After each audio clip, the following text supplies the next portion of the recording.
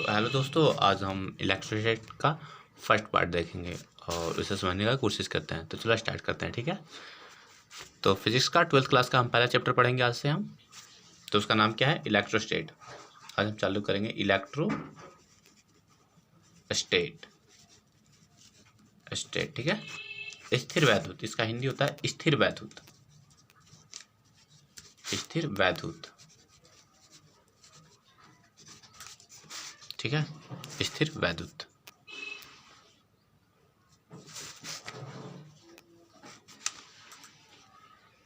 स्थिर वैद्युत। देखो, स्थिर वैद्युत का डेफिनेशन जो होता है कुछ इस प्रकार का होता है। जब आवेश स्थिर होता है, लिखेंगे जब आवेश, देखो ये वीडियो हम हिंदी मीडियम बनाएंगे, तो वैसे हिंदी मीडियम पढ़े या इंग्लिश मीडियम पढ़े फ़र्क नहीं पड़ता, हमें बस चीज़ समझ में आना चाहिए और हर चीज़ को समझ कर पढ़ना चाहिए, ठीक है। इंग्लिश पे ज़्यादा ध्यान करेंगे और कोशिश हम भी करेंगे कि ज़्यादा इंग्लिश का ही फोकस करें, ठीक है। तो चलो विषय वस्तु पे आते हैं। जब आवेश स्थिर होता है तब उस आवेश की प्रकृति का अध्ययन, लिखेंगे जब आवेश स्थिर होता है। इलेक्ट्रोस्टेट का इलेक्ट्रो मतलब होता है विद्युत, और आवेश मतलब क्या होता है? इलेक्ट्रो मतलब विद्युत, स्टेट मतलब स्थिर। इलेक्ट्रोस्टेट स्थिर वैद्युत, ठीक है। इसका हिंदी होता है स्थिर वैद्युत। इलेक्ट्रो मतलब वैद्युत, स्टेट मतलब स्थिर। तो इसका डेफिनेशन क्या होगा? जब आवेश स्थिर होता है, जब आवेश स्थिर होता है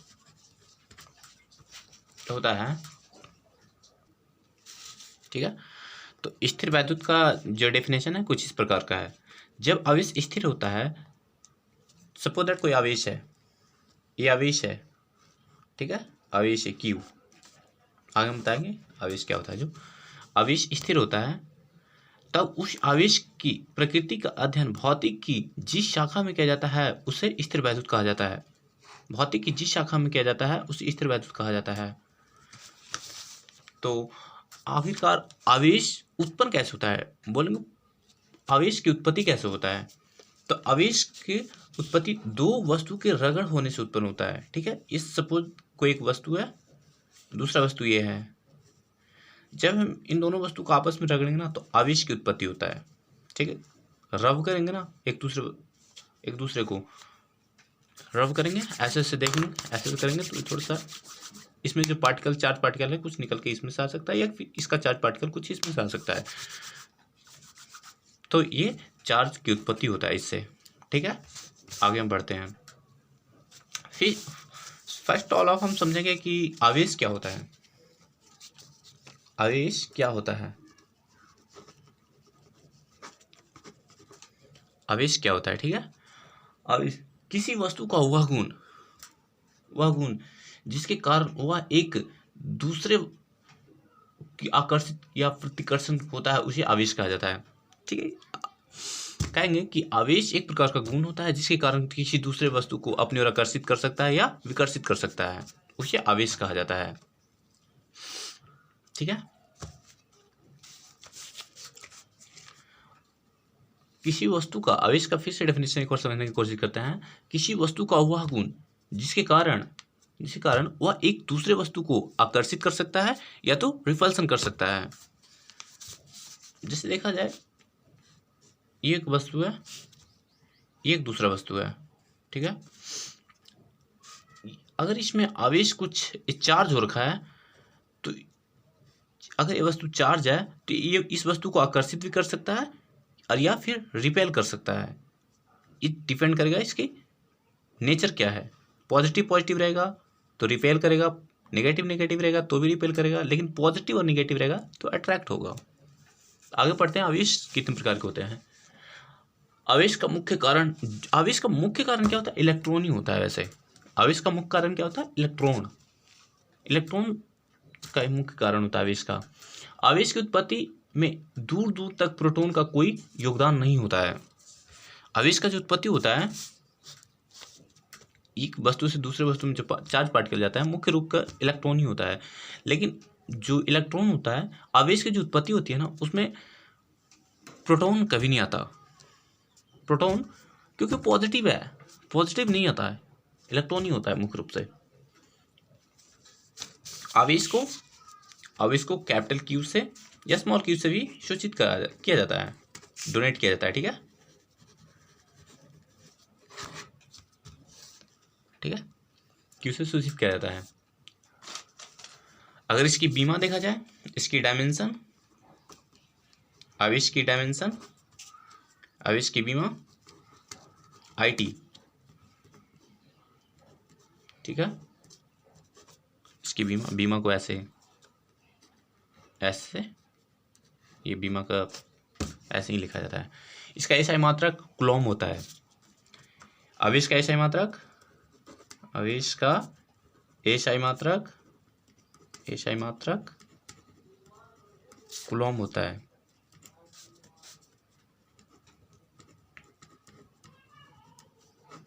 कूलॉम होता है, ठीक है। आवेश का एसआई मात्रक कूलॉम होता है, इसका एसआई मात्रक कूलॉम होता है। और इसका एक सीजीएस यूनिट भी होता है, ESU, इलेक्ट्रोस्टेट यूनिट, ठीक है, एक सीजीएस मात्रक होता है। यह एक अदिश राशि होता है, इसका ध्यान रखना है, सब क्वेश्चन पूछते हैं बोर्ड में। यह एक अदिश राशि होता है। आवेश, इसको एक नोट में लिख लेना, ठीक है, अच्छी तरीके से। आवेश अदिश राशि होता है, अदिश राशि होता है। स्केलर वेक्टर, स्केलर क्वांटिटी, ठीक है, सॉरी, राशि होता है, ठीक है, अदिश राशि होता है।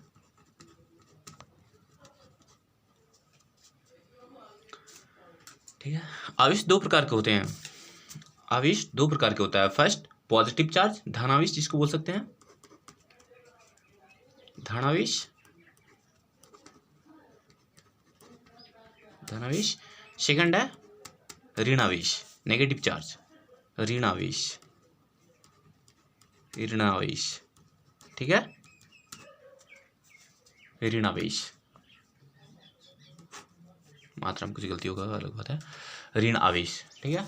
यदि कोई पदार्थ इलेक्ट्रॉन को त्याग करता है तब वो उस आवेश, तथा यदि कोई पदार्थ धनावेश, देखा जाए क्या होता है इसमें, एक धनावेश कोई वस्तु कब होगा और ऋणावेशित कोई वस्तु कब होगा, ये हम बताते हैं, ठीक है। कि अगर कोई वस्तु चार्ज की डोनेट किया है तो वो पॉजिटिव चार्ज है, नेगेटिव चार्ज है, तो ये समझने की कोशिश करते हैं। सपोज दैट दो वस्तु है, ठीक है, ऐसे कुछ दो वस्तु है, इसको आपस में हम रब करेंगे, ठीक है, रगड़ेंगे, तो कुछ इसका पार्टिकल्स इसमें से निकल कर आ गया,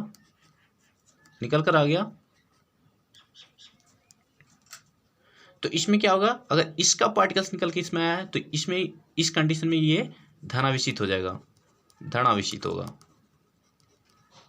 ठीक है, और इस कंडीशन में ऋणावेशित होगा। मतलब जो इलेक्ट्रॉन का त्याग करता है, कहने का मतलब यह है कि जो इलेक्ट्रॉन का त्याग करेगा उसे हम धनावेशित कहेंगे, धनावेशित है, और जो इलेक्ट्रॉन का ज्ञान करेगा, मतलब ग्रहण करेगा, उसे हम ऋणावेशित कहा जाता है। तो इस कंडीशन में ऋणावेशित होगा, ठीक है। तो ये समझ में आ गया। ड्यूफे नामक एक वैज्ञानिक था जिसने बताया था कि आवेश दो प्रकार का होता है। ड्यूफे नामक एक वैज्ञानिक होता है, ड्यूफे FAY ऐसे लिखा जाता है, जो हमें सबसे पहला बार बताया था कि आवेश दो तरह का होता है, आवेश दो प्रकार का होता है। साइंटिस्ट का नाम है वैज्ञानिक, ठीक है।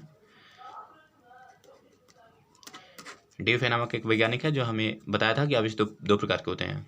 आवेश इज टू टाइप, आवेश दो प्रकार के होते हैं।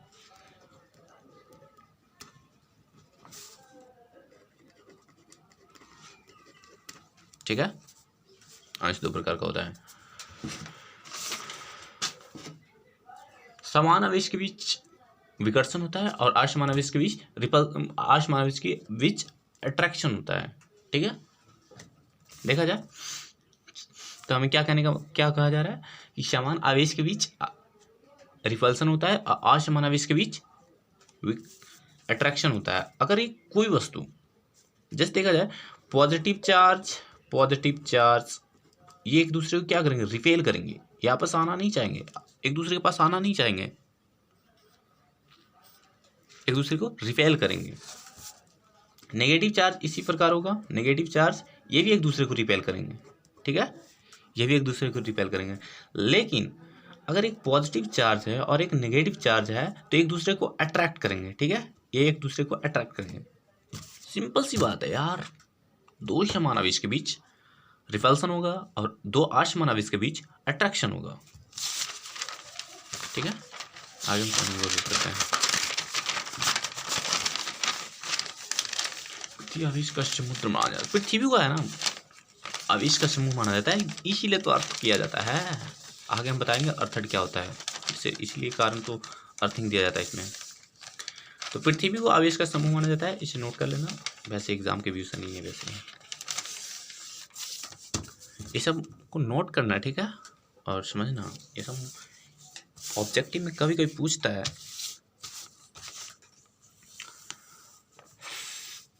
देखो आवेश को जो प्रवाहित होने के लिए ना विभव या विभवांतर की आवश्यकता होती है, पोटेंशियल डिफरेंट होना चाहिए। वाटर को देखा जाता है छत पे रखा जाता है और नल को नीचे लगाया जाता है, क्योंकि उनके बीच पोटेंशियल डिफरेंट होता है, ठीक है, इसमें तो कहा जाता है पोटेंशियल एनर्जी तो डिफरेंट होता है। चलो अपना देखते हैं। देखा जाए तो आवेश की प्रकृति जो होता है ना जुड़ने की होती है, अर्थात किसी वस्तु के छोटे छोटे बिंदुओं पर उपस्थित आवेश का योगफल उस पदार्थ पर उपस्थित आवेश का कुल आवेश को दर्शाता है। समझने की क्या बता रहा है, जैसे अगर कोई एक वस्तु है, सपोज दैट ये वस्तु है, ठीक है, इसमें क्यू चार्ज है, पॉजिटिव क्यू चार्ज है, नेगेटिव माइनस क्यू चार्ज है, पॉजिटिव, ऐसे बहुत सारे होंगे आवेश, ठीक है, Q3 Q4 ऐसे बहुत सारे आवेश होंगे। तो आवेश की जो नेचर होता है ना जुड़ने का होता है, कहने का मतलब है आवेश की जो प्रकृति होती है जुड़ने की होती है, अर्थात किसी वस्तु के ऊपर किसी वस्तु के छोटे छोटे बिंदुओं पर उपस्थित आवेश का योगफल उस पदार्थ पर उपस्थित कुल आवेश को दर्शाता है, ठीक है। तो अगर ऐड किया जाए तो अगर नेट क्यू निकालेंगे, नेट आवेश निकालेंगे, मतलब टोटल आवेश निकालेंगे तो कितना हो जाएगा, क्यू मानते हैं तो Q1 पॉजिटिव चार्ज है प्लस ये नेगेटिव चार्ज हुआ प्लस Q3 पॉजिटिव चार्ज है प्लस Q4 ऐसे मतलब कहने का मतलब है किसी वस्तु पर जितना आवेश उपस्थित होता है ना उस योग करेंगे ना तो नेट जो टोटल जो आवेश आएगा उस वस्तु पर उपस्थित उतना ही आवेश होगा, ठीक है। किसी पदार्थ का कुल द्रव्यमान शून्य नहीं हो सकता जबकि कुल आवेश शून्य हो सकता है। एक और पॉइंट है, किसी पदार्थ का देखो ऋणात्मक नहीं हो सकता, जो किसी वस्तु का द्रव्यमान है कभी ऋणात्मक नहीं हो सकता, लेकिन आवेश शून्य हो सकता है। कहीं किसी वस्तु का द्रव्यमान जीरो भी नहीं होता, ऋणात्मक भी नहीं हो सकता, हमेशा पॉजिटिव रहेगा। तो उसी प्रकार आवेश ऋणात्मक भी हो सकता है, शून्य भी हो सकता है। जैसे देखा जाए क्या होता है, शून्य भी हो सकता है अगर कोई वस्तु ऐसा मानता है, ठीक है, इसमें प्लस चार्ज है माइनस चार्ज है, तो अगर इस कंडीशन में क्या है, ये न्यूट्रलाइज है, यानी कि उदासीन वस्तु है। उदासीन है ना तो किसी वस्तु को अट्रैक्ट कर सकता है और ना ही किसी वस्तु को रिपेल कर सकता है। तो इस पर हम बोलेंगे Q इज 0, अभी शून्य है, इस पर अभी चार्ज नहीं है। फर्स्ट टॉपिक आता है quantization of charge, quantization of charge, ठीक है, क्वांटाइजेशन ऑफ चार्ज, आवेशों का क्वांटमीकरण, इसको इंग्लिश में क्वांटाइजेशन, क्वांटाइजेशन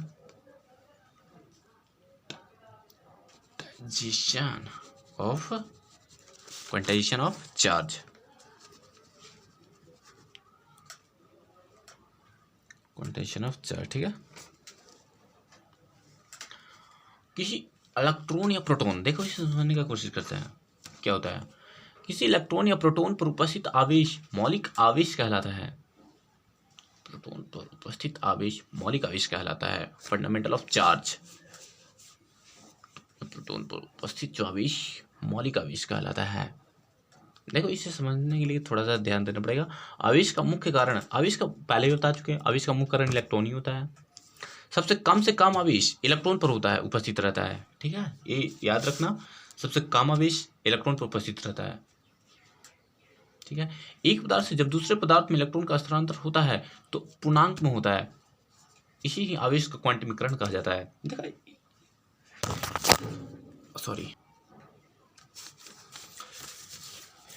देखा जाए क्वांटाइजेशन ऑफ इलेक्ट्रॉन क्या होता है, क्वांटाइजेशन ऑफ चार्ज। एक चीज और है क्वांटाइज, मतलब स्थानांतरण, ट्रांसफर।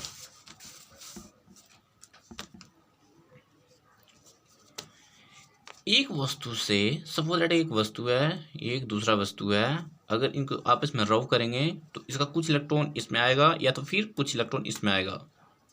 ठीक है, हम ये नहीं बता रहे कौन नेगेटिव है, कौन नेगेटिव चार्ज होगा, कौन पॉजिटिव चार्ज, इससे पहले हम बता चुके हैं। ठीक है, तो हम यहाँ पे ये समझाने की कोशिश कर रहे हैं कि जब इलेक्ट्रॉन चार्ज एक वस्तु से दूसरे वस्तु में जाता है तो वो इंटेजर फॉर्म में जाता है, पूर्णांक में जाता है हमेशा। ऐसा नहीं होगा जैसे सपोज दैट एक इलेक्ट्रॉन, अगर इसको आपस में रव किए, एक दूसरे को आपस में क्या किए, रव किए, तो ये चार्ज हो गया। सपोज दैट अगर पहले इसमें प्लस क्यू था, तभी तो न्यूट्रलाइज होगा, तभी तो उदासीन होगा कोई वस्तु। रब करने के बाद इस वस्तु में कुछ इलेक्ट्रॉन की कमी आ गया, suppose that minus Q plus Q, एक माइनस क्यू रह गया, एक माइनस क्यू इसमें चला गया। ठीक है, इसमें आ गया, इस वस्तु में आ गया। ठीक है, तो इस कंडीशन में क्या होगा, धनावेशित, ये वस्तु धनावेशित, क्योंकि इलेक्ट्रॉन का दे रहा है, देने का मतलब उसके पास है तभी तो दे रहा है, तो इस कंडीशन में क्या होगा, धनावेशित, ये वस्तु धनावेशित हो जाएगा। ठीक है, लेकिन कहने का मतलब था एक पदार्थ से दूसरे पदार्थ में जब चार्ज का ट्रांसफर होता है तो इंटेजर फॉर्म में होता है, पूरा पूरा होता है। ठीक है, तो इसमें से एक चार्ज आया है, एक चार्ज, ठीक है, एक आवेश आया है, ना कि इसमें ऐसा आया है 0.1 इलेक्ट्रॉन, 0.1 चार्ज, 0.1 आवेश, ऐसा नहीं आया है। ये हम समझाने की कोशिश कर रहे हैं कि एक वस्तु से दूसरे वस्तु में जब आवेश का स्थानांतरण होता है, ट्रांसफर होता है, तो पूरा पूरा होता है, एक चार्ज, दो चार्ज, तीन चार्ज, ऐसे होगा, ऐसा नहीं होगा 0.3, 0.4, ऐसा नहीं होगा। तो ये है मूल रूप से। अच्छा, देखते हैं इस पर अब क्वेश्चन आता है, इसका एक आवेश बराबर नंबर ऑफ इलेक्ट्रॉन, है ना। पहले बता चुके हैं कि आवेश का मूल रूप से, आवेश का मुख्य कारण इलेक्ट्रॉन होता है। तो किसी वस्तु को रब करते हैं तो एक वस्तु से दूसरे वस्तु में ट्रांसफर होता है। तो अभी हमें फॉर्मूला जो पता चल गया Q = NE, तो इससे पता चलेगा कि ट्रांसफर हुआ है तो कितने इलेक्ट्रॉन ट्रांसफर हुआ है। ठीक है, तो इससे हम कुछ न्यूमेरिकल तैयार करते हैं। यहाँ पे Q क्या है, N क्या है, नंबर ऑफ इलेक्ट्रॉन, ठीक है। E क्या है, एक इलेक्ट्रॉन पर का आवेश। एक इलेक्ट्रॉन पर का आवेश वैसे देखा जाए, हम बताते हैं क्या होता है, एक इलेक्ट्रॉन पर का आवेश। ठीक है, तो एक इलेक्ट्रॉन पर का आवेश क्या होता है, 0.6 गुना 10⁻⁻19 कूलम। ठीक है, 0.6, 1.6 कॉमा 1.6 इंटू 10⁻⁻19 कूलम।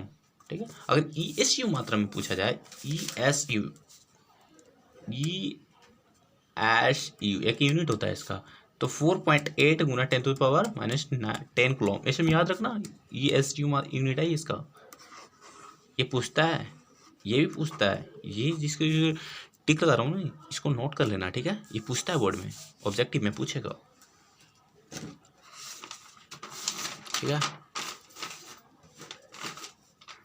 नए कंसेप्ट में सबसे छोटे संभावित आवेश को क्वार्क कहा जाता है। छोड़ो ये सब पढ़ना, वैसे हम कंसेप्ट बता रहे हैं, ये सब 9th और 10th का फिजिक्स में पढ़ना है। क्वार्क जो होता है दो प्रकार का होता है, एक होता है अप क्वार्क,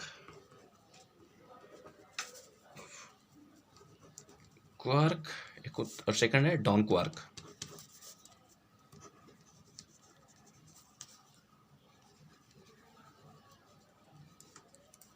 डॉन क्वार्क, ठीक है। क्वार्क उपस्थित आवेश +2u/3 होता है।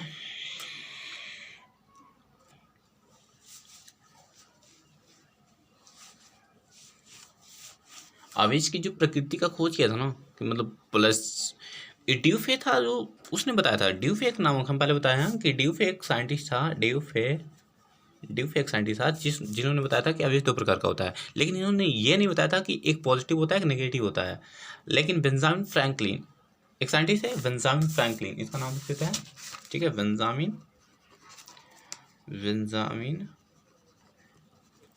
फ्रैंकलिन ये एक साइंटिस्ट है। इन्होंने बताया था कि अब ये दो प्रकार के तो होते ही हैं, लेकिन और एक पॉजिटिव होता है और एक नेगेटिव होता है, मतलब प्लस क्यू एक माइनस क्यू, ठीक है। तो याद रखना, ये पूछेगा नहीं, ये सब बोर्ड में याद रखना। फर्स्ट हम देखते हैं, न्यूमेरिकल बनाने पे कोशिश करते हैं, इस फॉर्मूले पे न्यूमेरिकल बनाने का ट्राई करते हैं। एक क्वेश्चन है,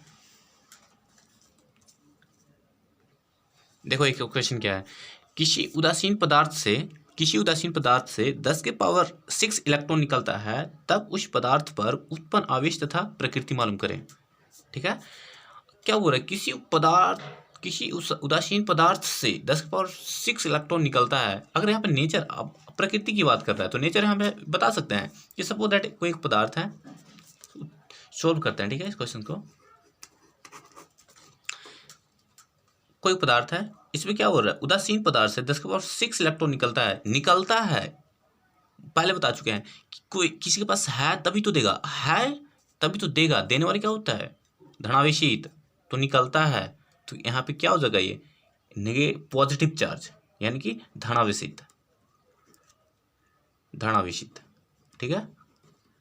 यानी कि ये उदासीन पदार्थ से जिस पदार्थ से निकला वो धनावेशित होगा। अब क्वेश्चन निकालने का ट्राई करते हैं। इलेक्ट्रॉन यानी कि नंबर ऑफ इलेक्ट्रॉन, ठीक है, नंबर ऑफ इलेक्ट्रॉन। तो n इक्वल टू हमको दे रखा है, n बराबर क्या दे रखा है, 10⁻⁶ इलेक्ट्रॉन, ठीक है। उत्पन्न आवेश हमें q वाट है ना, और नेचर ही पूछ रहा है, नेचर इज वाट। तो नेचर हम बता चुके हैं, आवेश को निकालने की कोशिश करते हैं।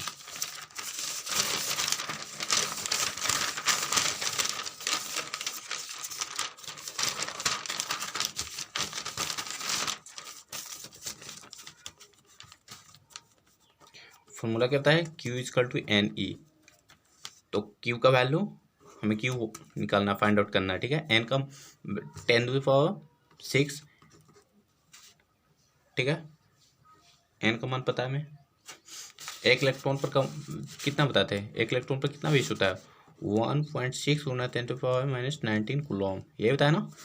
तो इसका वैल्यू रखो 1.6 × 10⁻⁻19 कूलम, ठीक है।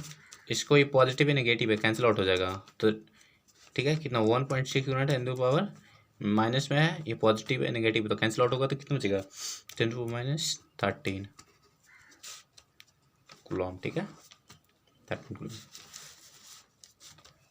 ये तुम्हारा आंसर हो गया। और प्रकृति हम पहले बता चुके थे, इसका धनावेशित होगा। ऐसे देखा, सेकंड क्वेश्चन है, क्या हो रहा है, क्या किसी पदार्थ पर 4.8 × 10⁻⁻20 कूलम, 10⁻⁻90 कूलम आवेश हो सकता है। तो देखते हैं, हम ट्राई क्वेश्चन करते हैं, सोल्व करते हैं, ठीक है। हम पहले बोल चुके हैं कि जब आवेश का ट्रांसफर होता है वो पूरी होता है, ना कि 0.3 आवेश, ठीक है ना। ऐसा नहीं होगा, जब भी होगा 1 से 2 3 ऐसा, तो चार्ज का ट्रांसफर होता है। देखते हैं, कोशिश करते हैं।